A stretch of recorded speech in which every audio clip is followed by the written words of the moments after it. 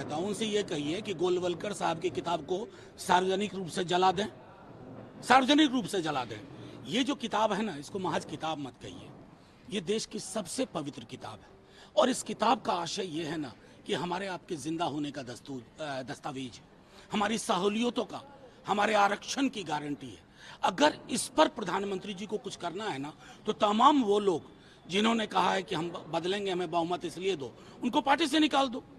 और फिर संविधान से उत्पन्न चीजों पर, जिस पर तेजस्वी जी लगातार बोल रहे हैं, नौकरी, महिला सबलीकरण, अग्निवीर को खत्म करना, पुरानी व्यवस्था सेना में और रेलवे में, इस पर बात क्यों नहीं कर रहे हैं प्रधानमंत्री जी? चुनाव तो इन मुद्दों पे होना चाहिए ना।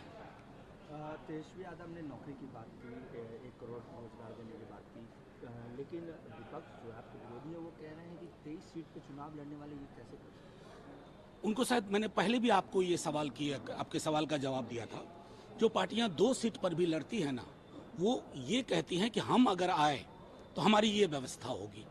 ये हमारे इलेक्शन सिस्टम का, हमारे डेमोक्रेटिक पॉलिटिकल जो हमारा स्ट्रक्चर है, उसका एक अभिन्न हिस्सा है। जिनको इनकी समझ नहीं है, उनको मैं कहूँगा ट्यूटोरियल लीजिए। तेजस्वी यादव लगातार कैंपेनिंग कर रहे हैं, मुकेश सहनी भी कर रहे हैं, लेकिन कांग्रेस के कई बड़े दिग्गज नेता साथ में हैं। सब आएंगे, काहे परेशान हो रहे हैं? सब आएंगे साथ साथ। मुझे तो कमाल लगता है, ना कांग्रेस परेशान, ना आरजेडी परेशान, ना कोई और परेशान। परेशान कौन? तो बेगानी शादी में अब्दुल्ला दीवाना। प्रधानमंत्री लगातार जंगल राज और भ्रष्टाचार की बात कर रहे हैं, 15 साल पहले का जिक्र कर रहे हैं। प्रधानमंत्री जी को मैंने पहले भी कहा है कि प्रधानमंत्री जी, आप देश के प्रधानमंत्री हैं। आपका आचरण, आपका व्यवहार, आपकी भाषा देश के प्रधानमंत्री के कद के अनुरूप होनी चाहिए। ये तेजस्वी जी किस चीज पे बात कर रहे हैं? नौकरी पे ना। 5 लाख नौकरी 17 महीने के अंदर, ये जंगल राज है, तो देश में आप भी ऐसा ही जंगल राज ला देते मोदी जी। आप तो ना ला पाए। 2 करोड़ नौकरी प्रति वर्ष का वादा था, सारे वादे हवाई हो गए। और अब आप मौलिक मुद्दों पर बात ही नहीं कर रहे हैं। उन्होंने ये भी कहा है कि जो नौकरी की बात तेजस्वी यादव करे, वो तो एनडीए ने पॉलिसी बनाई थी और उसी का क्रेडिट ले रहे हैं। तो देश में क्यों नहीं दे दिया प्रधानमंत्री जी? मतलब क्या आप लोग प्रधानमंत्री जी से कोई सवाल क्यों नहीं पूछते हैं?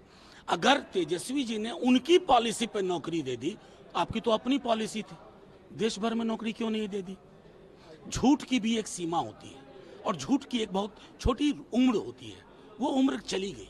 ममता बनर्जी को लेकर भी प्रधानमंत्री ने कहा है कि रामनवमी का शोभा यात्रा टीएमसी रोकना चाहती है। कौन बोल रहा है? आज सबसे पहले रामनवमी की आपको शुभकामनाएं दी, लेकिन राम कौन?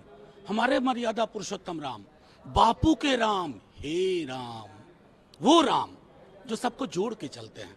प्रधानमंत्री जी एक बार बैठ करके सोच लें कि बापू के राम की संकल्पना और उनकी संकल्पना में कितना फर्क है।